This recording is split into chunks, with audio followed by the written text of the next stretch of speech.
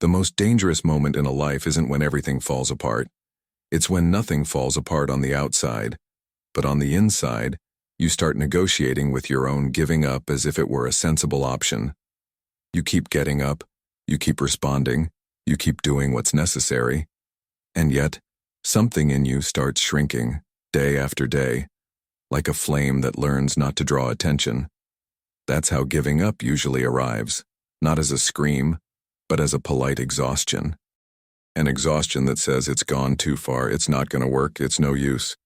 And the strangest thing is that these phrases can sound like clarity. They can sound mature. They can even sound responsible. Because on certain days, the mind dresses up giving up with well-written arguments. And that's exactly where the person fools themselves. They confuse exhaustion with truth, confuse fear with prediction, confuse pain with destiny. Carl Jung observed that when consciousness is weak, the unconscious takes the wheel. This isn't a punishment, it's a mechanism. The psyche tries to compensate for what's missing. If you're losing meaning, the unconscious starts producing signals. Persistent dreams, out-of-proportion irritations, a desire to disappear, an impulse to change everything without understanding why. And mainly, there's an intimate feeling that you're late in relation to your own life, as if there's something you should be living and you're not. A lot of people call this a crisis, but in many cases, it's the soul trying to prevent you from becoming a person who just functions. The body can handle functioning for years. The social image can handle functioning for decades. But there's a deeper part, what Jung would call the self, the organizing center of the psyche, that doesn't accept being reduced to performance. The self doesn't argue with you out loud. It calls you through discomforts. It calls you through emptiness. It calls you through questions that arise at the end of the night. Is this all? Is this what I came for? Do I still recognize myself in what I'm doing? If you're at a point where you're thinking about giving up, maybe it's not life asking you to abandon everything. Maybe it's life asking you to stop carrying it the wrong way. There's a huge difference between giving up and recalibrating. Giving up is breaking the bond with yourself. Recalibrating is rediscovering direction. But in the middle of fatigue, the mind doesn't distinguish. It wants relief. And the quickest relief, almost always, seems to be abandoning. That's why this message is delicate. Don't give up now can't be a catchphrase. It has to be an internal guidance. It has to have roots. It has to speak to your real point of pain, to your concrete reality. Bills, health, family, loneliness, accumulated frustrations, promises that weren't kept, losses that no one saw. You don't need to pretend everything's fine. You just need to avoid the mistake most people make, deciding the future on the worst day of the present.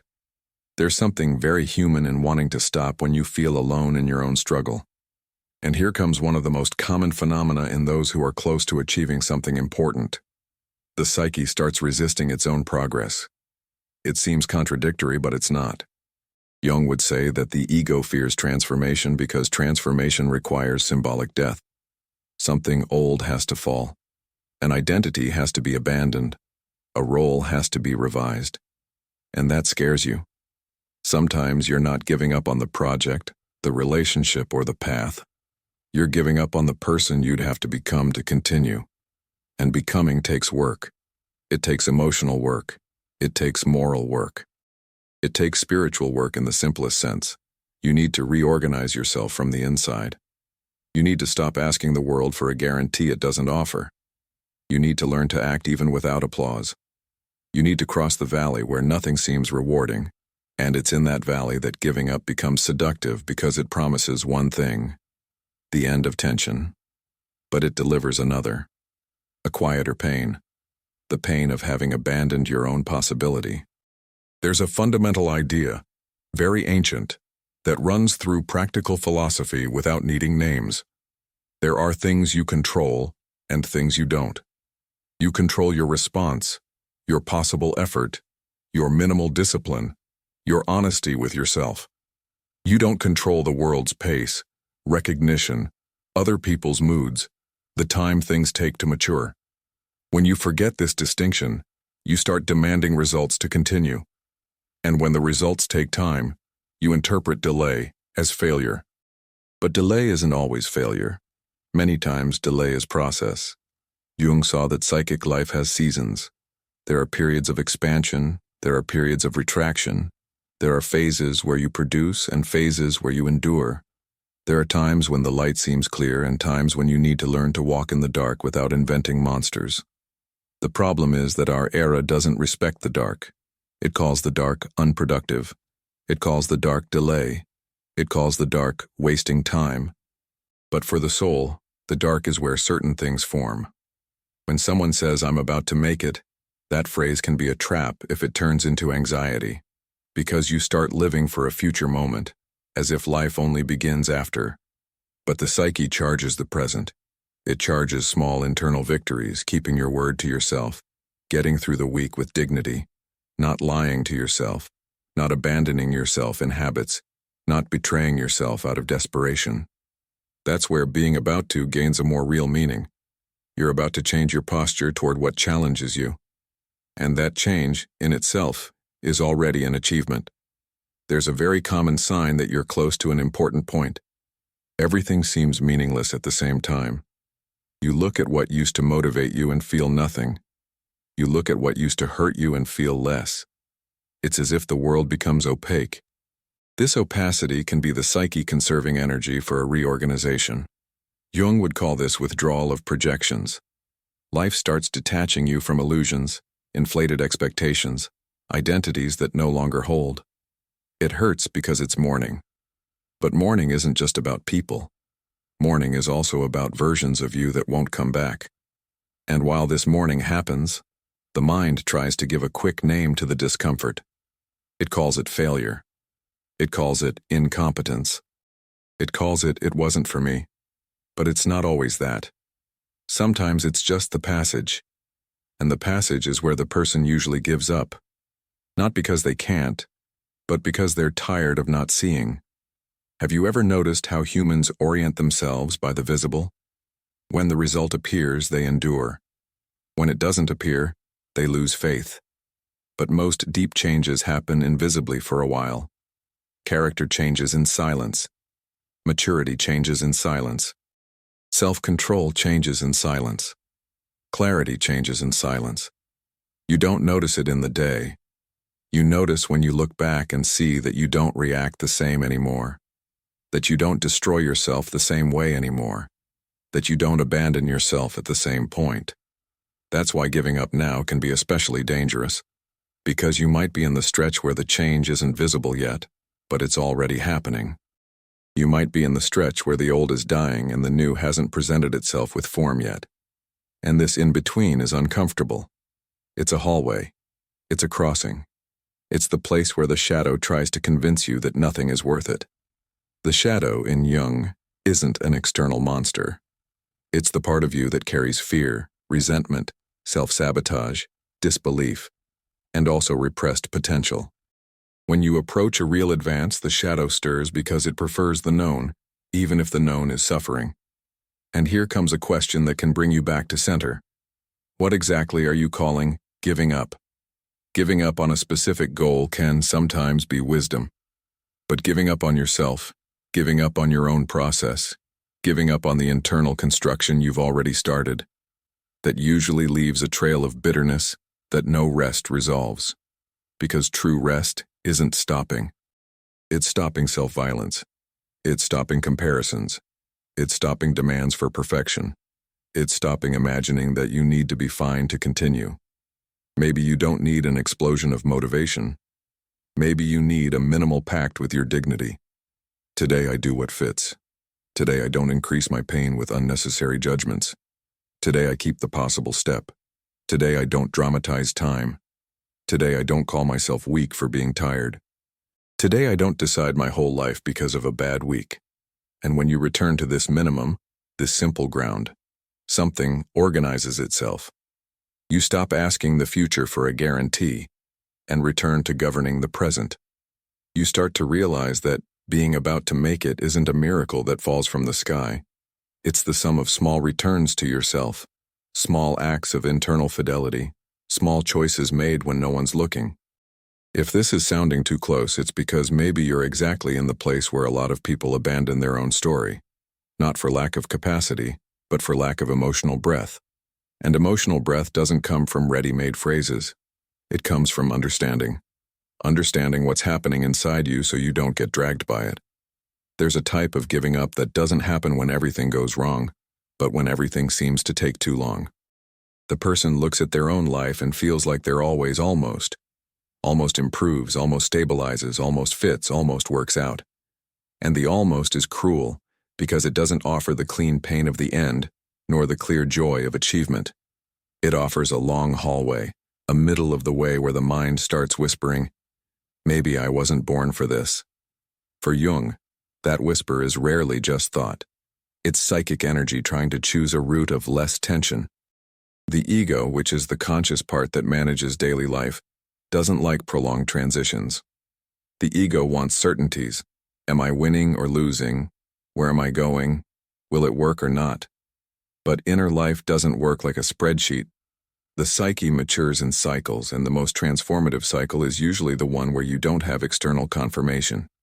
That's where you learn something that changes everything, continuing without applause, without guarantee, and without hurry. When someone says, "Don't give up now," that can sound like a pretty phrase, but in Jung it has a harder and more real foundation. You're facing a threshold. A threshold is that point where the old way of being no longer sustains, but the new hasn't become natural yet. You feel that the old identity doesn't work anymore, but you also don't know who you are on the other side. And that's exactly where fear tries to convince you that going back is safer. But going back isn't safety, it's repetition. And repetition is the quietest way to lose life without noticing. There's a frequent psychic phenomenon when someone is about to cross a threshold. The shadow rises. The shadow, in Jung, is what you avoid recognizing in yourself. Your fears, your anger, your envy, your need for control, your weaknesses, but also your repressed strengths, your talent you haven't owned, your courage you haven't exercised. And when you start approaching an important step, the shadow tries to keep the known. It doesn't do this because it hates you. It does this because it was created to protect you from risk. The problem is that the shadow's risk is often just the risk of you changing. That's why close to an achievement, the opposite of what's expected often happens. Instead of feeling more confident, you feel more insecure. Instead of life getting lighter, it gets heavier. Instead of everything fitting, old doubts arise. You start remembering failures. You start comparing your pace to others. You start imagining bad scenarios. And then you ask, why now, just now? Because now you're close enough for the advance to stop being fantasy and become reality. And reality requires responsibility. It requires abandoning excuses. It requires abandoning the identity of not yet. It requires assuming authorship. That's a very adult pain, and that's why it especially touches those who've already lived a lot. After 35, 45, 55, time starts to have another weight. The person doesn't want to waste energy on illusions anymore, but also doesn't want to accept a small life. But at this point, the mind can use time as a weapon against you. It's already passed, and it's too late. It's not worth it now. Jung would say that this could be a complex speaking, an emotional nucleus formed around experiences of frustration that tries to decide the future based on the past. A complex isn't fuss. It's a set of memories and emotions that reacts on its own when triggered. And the most common complex here is impotence, the feeling that you try and life doesn't respond. When this complex is activated, any delay turns into proof of failure. That's why a stoic attitude, without needing names, without slogans, is essential. Return to what's under your control. Not the final result, not others' approval, not others' pace. What's under your control is today's step. It's the minimal discipline. It's honesty with what you're avoiding. It's the quality of the possible effort. The mind wants to solve the entire future in a bad, sleepless night. But the future isn't decided in a bad, sleepless night. It's built in small repetitions made when emotion fluctuates. And here comes something deeply Jungian: the tension of opposites. Inside you, there are two forces in conflict. One wants to continue because it feels there's meaning. The other wants to stop because it wants relief. The mature person doesn't choose one and kill the other. They sustain the tension without destroying themselves. Sustaining tension is a rare psychic skill because it requires not acting on impulse. It requires staying in discomfort long enough for a third thing to be born, a wiser synthesis, a cleaner decision, a truer direction. In practice, this means you don't need to be motivated to continue. You just need to prevent the part that wants to give up from becoming the only voice. You can recognize, there's a part of me that's tired, scared, irritated, disbelieving. Recognizing isn't obeying. Recognizing is integrating. Jung would insist on this. When you name what you feel, you gain distance. When you don't name it, you become hostage. Emotion without a name becomes destiny. Emotion with a name becomes information. An everyday example helps. Imagine someone trying to reorganize their financial life, pay debts, get out of the suffocation. The first months require discipline and bring almost no visible relief. You cut expenses, work more, give up pleasures, and still the balance seems slow. It's exactly in this stretch that the mind says, it's no use. But it's not true. It's the stretch where the result hasn't appeared yet, but the structure is being built. Giving up there isn't just stopping a plan, it's going back to chaos. And chaos, as familiar as it is, costs more. Or think of someone trying to improve their health. The first weeks of habit change are uncomfortable. The body complains, sleep adjusts, the routine weighs, and results aren't immediate. The mind then tries to negotiate, just today I stop. It doesn't make a difference. That just today is usually the beginning of the return to the old pattern. And the old pattern, though known, is exactly what led to the exhaustion. What Jung would point out is simple. The ego hates losing habits because habits are identity in repetition form. Changing a habit is facing a small symbolic death, and that's why it scares. Another example, more intimate. Someone learning to set boundaries in relationships. In the beginning, setting boundaries seems aggressive because you're not used to respecting yourself out loud. You say no and feel guilt. You pull away and feel fear. You don't respond immediately and feel anxiety. It seems like you're doing something wrong, when in reality you're just breaking out of a pattern of submission. This is a critical point. Healthy change often looks like error at first, because you're breaking with an old loyalty to discomfort. When giving up appears, it's worth asking a question that's not romantic. It's clinical. Do I want to give up on the goal, or do I want to give up on the pain of the process? Because they're different things. In many cases, the goal still makes sense, but the process is hard, and the mind mixes the two. It believes that if you abandon the goal, the pain goes away. But the pain doesn't go away, it changes form. The pain of effort becomes the pain of regret. And regret is usually heavier, because it comes with a silent phrase, I abandoned myself. Jung would say that the path of individuation, becoming who you are, doesn't happen without friction.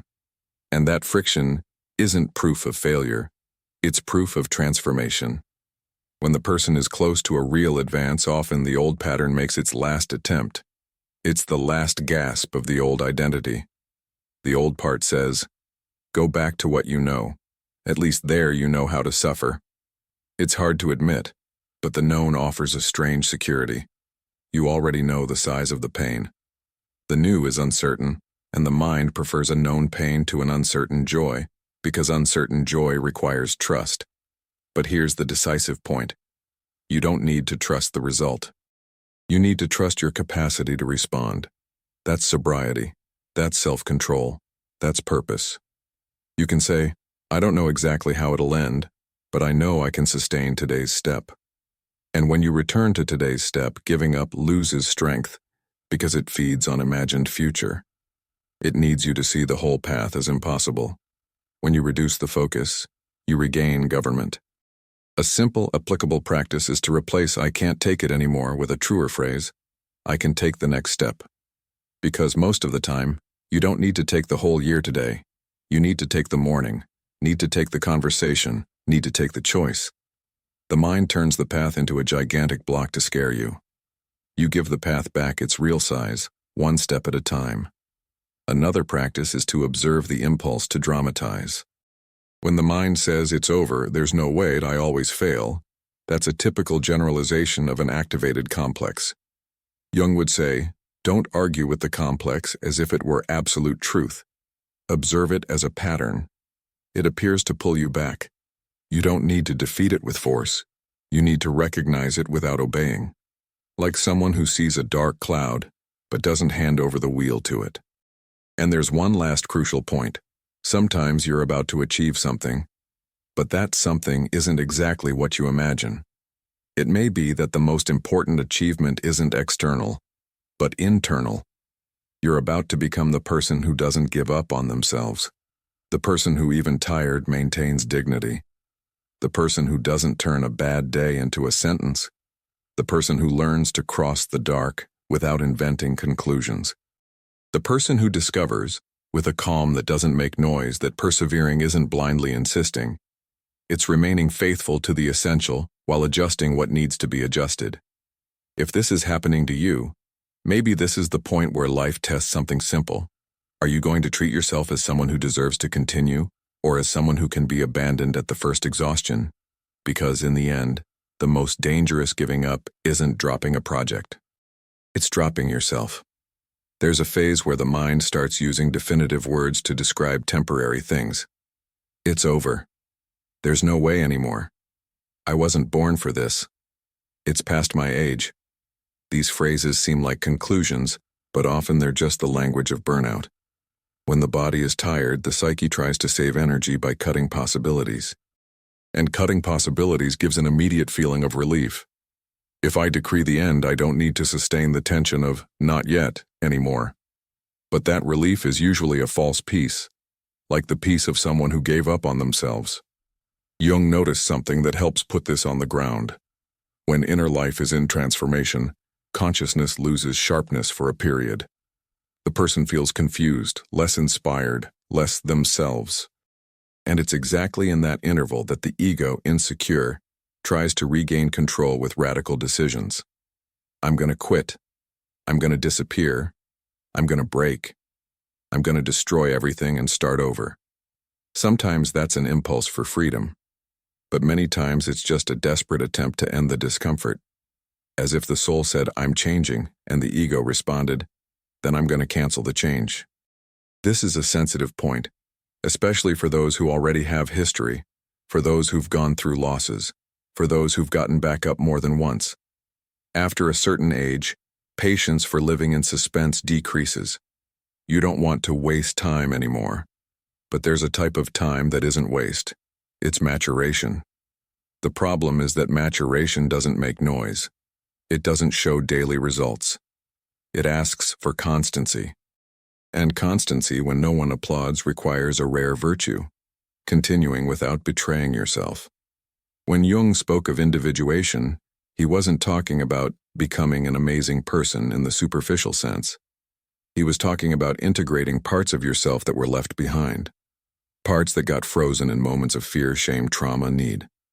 That's why, close to a true achievement, you don't find just light. You also find what stayed in the dark.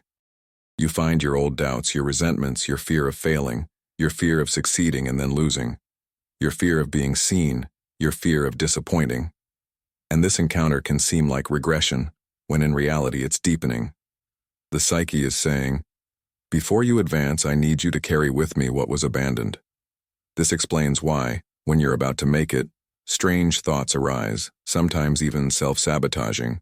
The person starts delaying simple tasks, starts forgetting important commitments, starts disorganizing what was organized, starts creating unnecessary conflicts. It seems like lack of character, but many times it's a deep fear of crossing the portal, because crossing the portal requires abandoning an identity that, though painful, is known. The identity of almost has a psychological advantage. It avoids final judgment. While you're almost, no one can say for sure if you succeeded or failed. And inside you, a part may prefer the safety of the undefined to the risk of the real. This is a human mechanism and to some extent, understandable. But it costs dearly. It keeps life in repetition. And repetition, when you've matured enough to notice, hurts more than effort. Because repetition gives the feeling that days pass without you passing along. A practical key here is to observe the type of thought that appears when you're tired. Exhaustion doesn't just decrease your energy, it alters your perception. It makes the world seem more hostile, the future seem shorter, others seem more indifferent, and you seem less capable. It's as if exhaustion puts a dark lens on your eyes. And the mind in that state makes a classic mistake. It turns a momentary state into permanent identity. I'm exhausted becomes I'm weak. I'm confused becomes I have no talent. I'm scared becomes I'm not cut out for this. The adult exercise is to separate. State isn't sentence. Emotion isn't prophecy. Discouragement isn't diagnosis. Jung would say that if you don't learn to differentiate these things, the unconscious takes over the narrative. And the unconscious, when loaded with unintegrated shadow, tends to pull toward the known. The shadow doesn't necessarily want to destroy you. It wants to keep you in the place where you already know how to survive. The problem is that surviving isn't the same as living. And when you start living for real, with more whole choices, the shadow gets noisy because it feels it's losing command. That's why one of the most useful questions at this moment is simple. What, exactly, am I trying to avoid feeling? Many times giving up is a shortcut to not feeling shame, not feeling frustration, not feeling fear, not feeling mourning. The person prefers to give up the path than face the vulnerability of continuing, because continuing is admitting you care. And admitting you care is exposing yourself. But the price of not exposing is high. You lose the chance to find real meaning. This doesn't mean you should insist blindly on anything.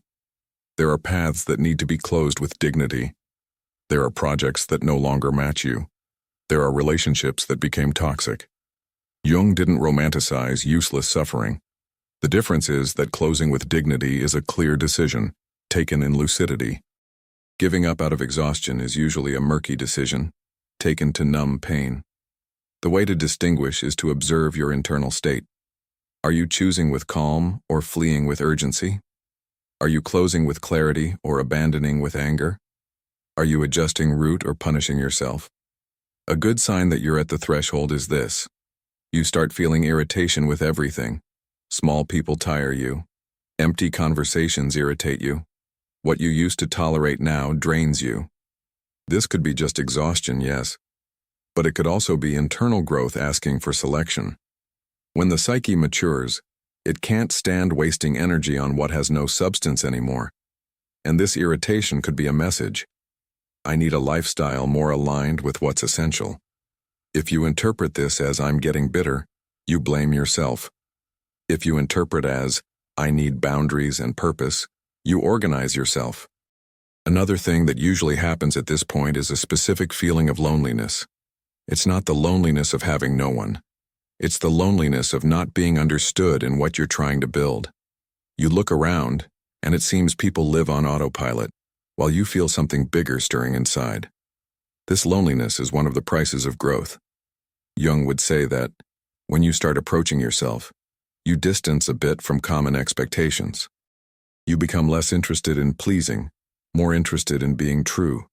And being true isn't always popular, but it's liberating. The question is, what do you do with this loneliness? You can use it as proof that it's not worth it, or you can use it as space for retreat to strengthen your center. The center is what sustains you when no one's looking. It's your minimal discipline, your coherence, your sense of direction. It's not continuous enthusiasm. It's commitment. And commitment is more stable than motivation. A concrete practice for this moment is to reduce life to the essential for a period. The tired ego drowns in excess. Excess information, excess comparison, excess noise, excess expectations. You don't need more ideas. You need less dispersion, less screens, less opinions, less promises, less useless discussions. More sleep, more simple routine, more decent food, more silence. The soul doesn't reorganize in the middle of a mental carnival. It needs space. Another practice is to stop measuring your value by pace. There are people who advance fast because they had support. There are people who advance fast because they ignored emotional costs. There are people who seem to advance fast, but are just jumping from distraction to distraction. Your path has its own time. And if you're in a phase where life seems slow, maybe it's because you're building something that needs to be solid. Jung would say, real growth isn't hysteria, it's rooting. And maybe the most important practice is this. Put your decisions under a simple criterion. Does this bring me closer to what's essential or take me away? On bad days, the mind wants shortcuts that relieve now and charge later. Overeating, overspending, overdrinking, over-isolating, overworking, over-distracting. All that can be escape. And escape doesn't solve. It just postpones the encounter with truth. The essential criterion brings you back direction. What brings me closer to my self-control? What brings me closer to my clarity? What brings me closer to my purpose? What brings me closer to my dignity? Because deep down, don't give up now isn't insisting out of stubbornness. It's sustaining the bond with what you know is true in you, even when you don't feel enthusiasm. It's continuing to do the possible step while the inner world reorganizes. It's crossing the hallway without turning the hallway into a sentence.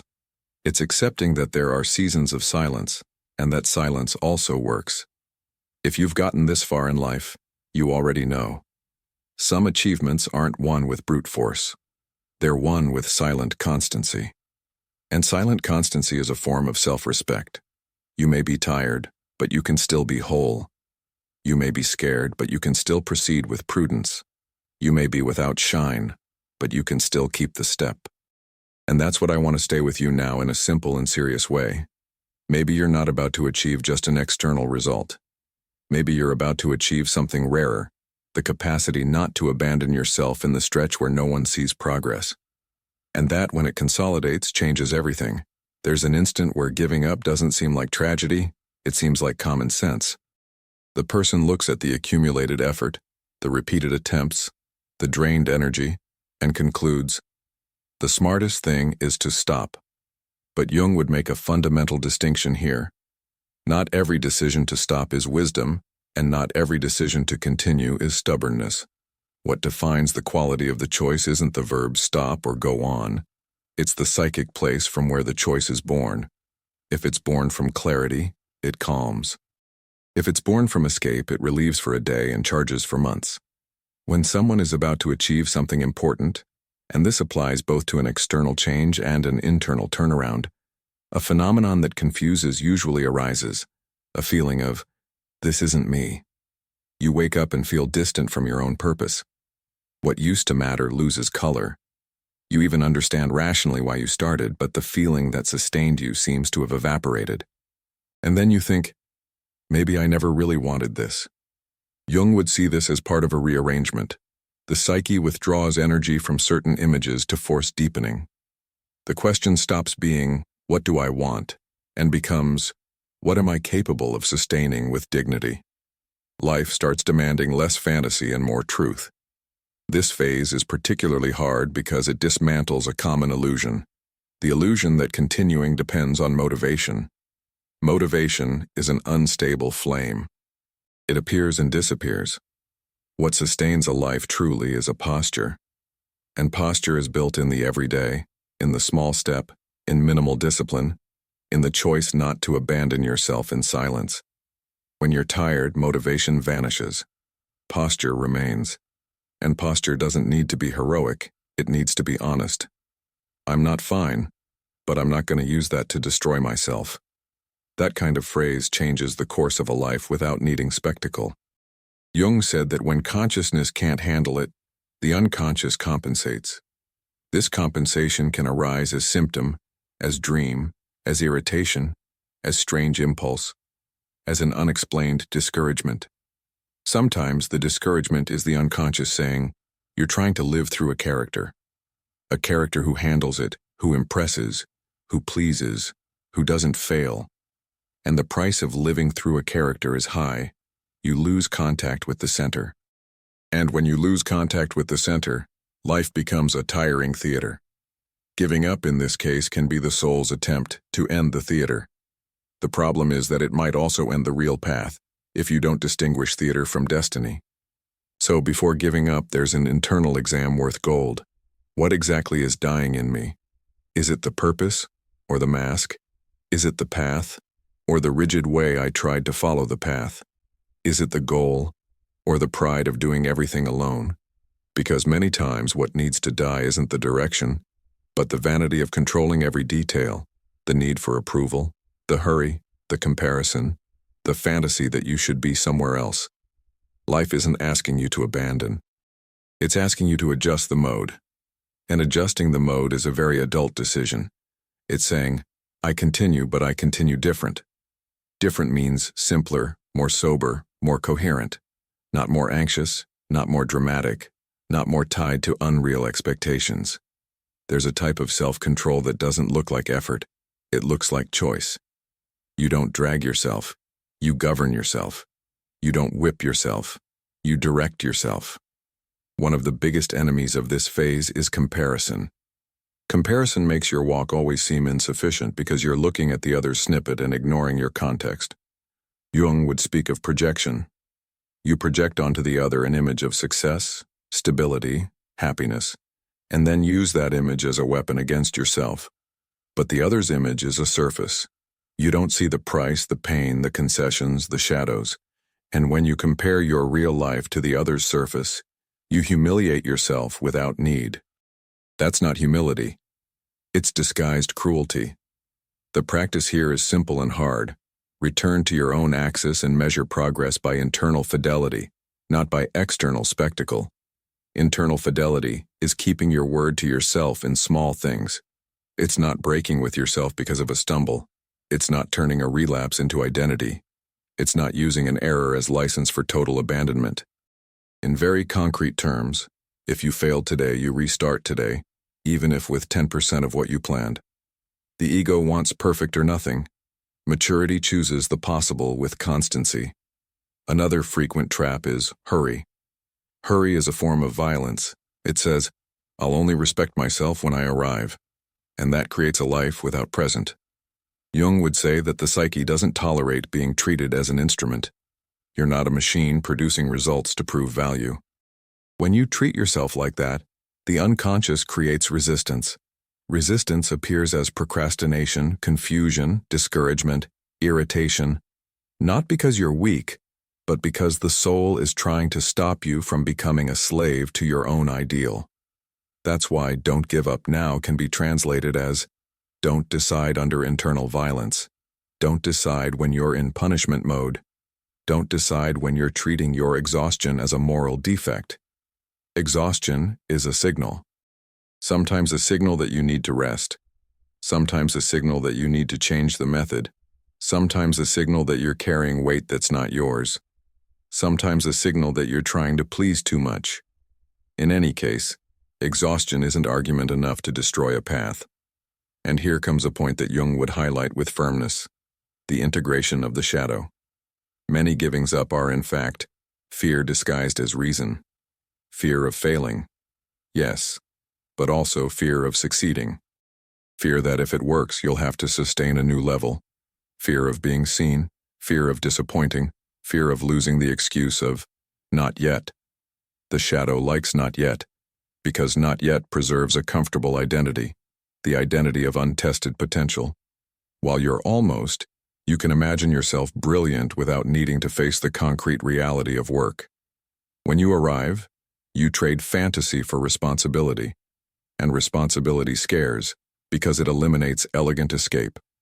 The exercise here is to look at the fear without trying to beat it with brute force. Ask with calm, what am I afraid of exactly? Not fear in general. Specific fear. Fear of what? Of embarrassment? Of realizing I'm not as good as I wanted? Of having to change my routine? Of losing people who prefer my old version? Of leaving the identity of time's victim? When you name it, you reduce the monster's size. Fear without name becomes destiny. Fear with name becomes agenda. There's also the question of meaning. Jung observed that the human being endures almost any how when they find a why that's true. But the why needs to be renewed. The why from 5 years ago may not serve anymore. And that doesn't mean you were wrong, it means you matured. Maybe you started a path out of need to prove something, and now you need to follow out of need to build something. Maybe you started to be accepted, and now you need to follow to be whole. Maybe you started out of anger, and now you need to follow out of dignity. That's emotional maturity. You don't repeat the old motive out of blind fidelity. You update the meaning. A very practical way to update meaning is to return to daily impact. Instead of asking, when will I make it? Ask, what changes in my life today if I keep this path for one more week? The ego wants the final trophy. The psyche needs small internal confirmations, sleeping a bit better, reacting with less impulsivity, reducing self-sabotage, keeping a minimal routine, feeling a bit more self-respect. These are real achievements, even if no one applauds. And there's a truth that usually only becomes clear after many years. You don't regret the times you were prudent. You regret the times you abandoned yourself on impulse. The impulse to give up usually comes with a feeling of, I deserve to stop. You deserve to rest, yes, but resting isn't destroying.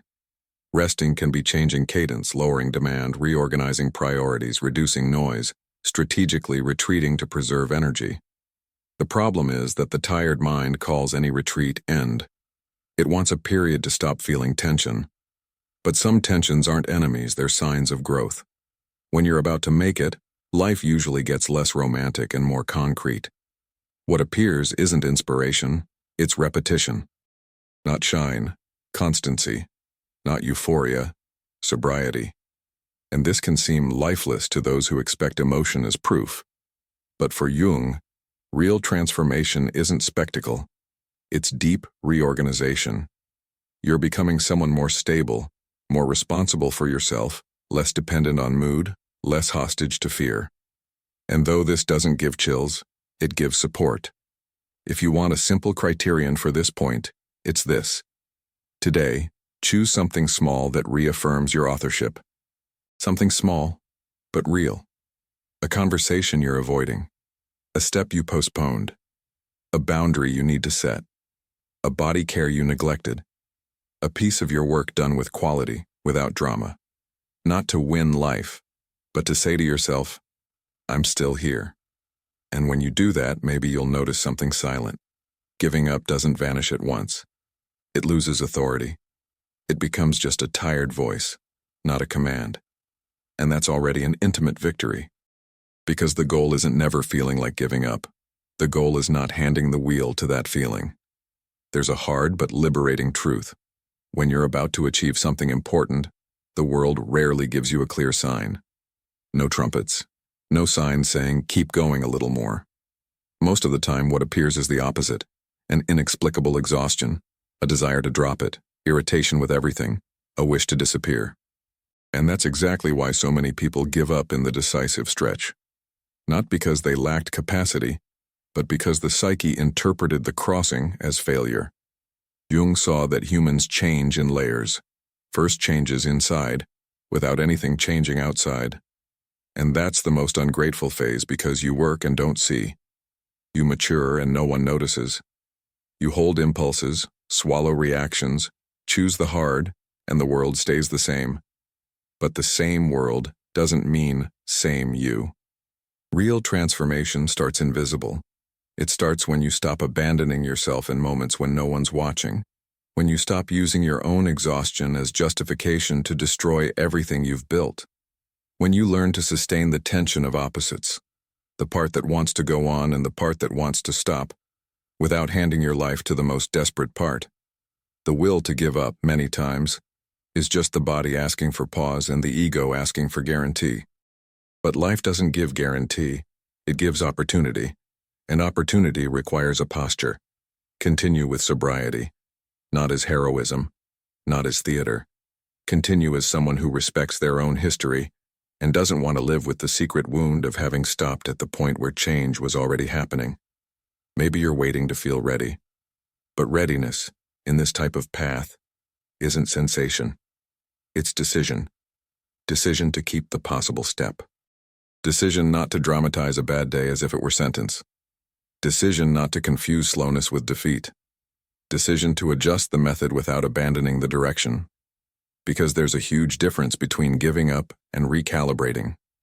Recalibrating preserves the bond with you.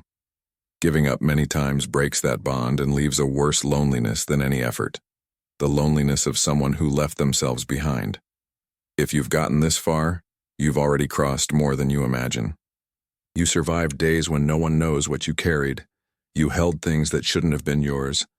You got up with a heavy heart. You continued even without shine. And that means something.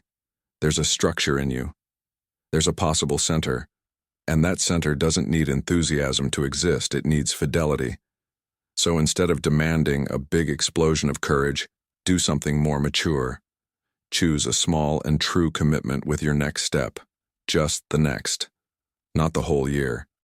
Not the whole life. Just the next step. And when the mind comes with definitive conclusions, treat them as what they are. Thoughts produced by a moment. Not as prophecies. The soul isn't defined by what it thinks when tired. It defines itself by what it chooses when conscious. Maybe the achievement that's close isn't just an external result. Maybe it's you becoming someone who doesn't abandon themselves. Someone who rests without destroying. Someone who respects their own time without humiliating themselves. Someone who crosses the dark without turning the dark into sentence. And that, when it happens, changes everything. Because life can continue difficult, but you stop being your own enemy. If this video touched something true inside you, like the video so this message reaches more people who are at the same silent limit. Share with someone you know is too tired to continue alone, and write in the comments which phrase or idea held you up the most today. And if you want to keep walking with me through mature reflections on mind, purpose, and self-control, subscribe to the channel.